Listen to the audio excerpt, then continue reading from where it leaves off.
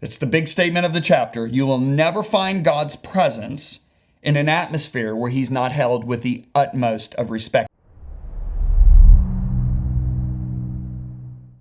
Okay, you've just completed chapter 4, and I want to go in depth about God's tangible presence. Okay, now let me make this statement.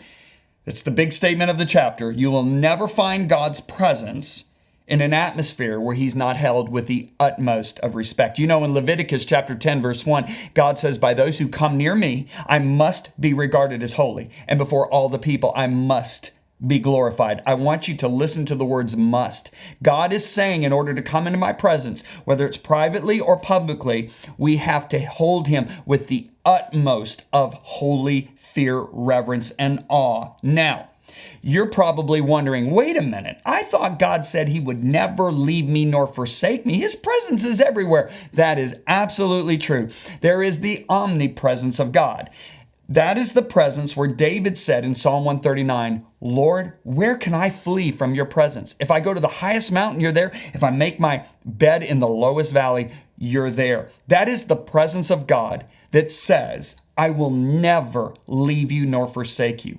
However, in John chapter 14, Jesus talks about another aspect of God's presence, and that is his manifest presence.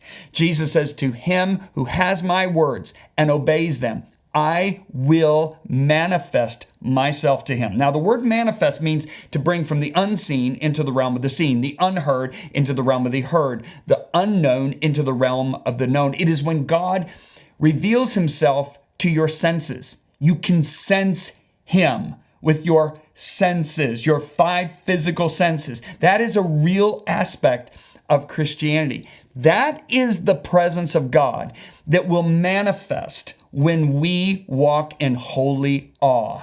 There are people that say, I don't ever feel God's presence. I don't ever experience it in church or when I'm praying. Well, I want you to check up. Are you approaching him with that holy awe?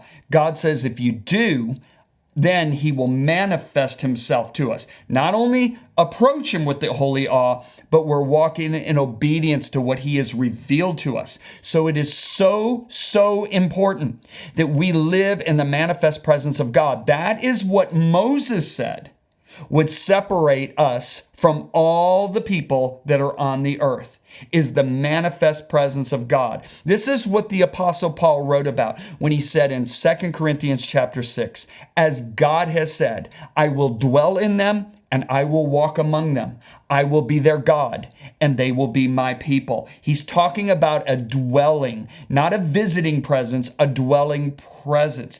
This is so important. Jesus said, when 2 of you are gathered together in my name, there I am in the midst of them. Hey, that's not his everywhere presence. That's not his omnipresence. That's his presence that he says, I'll manifest myself when I have believers coming together in my name. Again, remember, this is the presence that Moses said would separate us from all the other people on the face of the earth.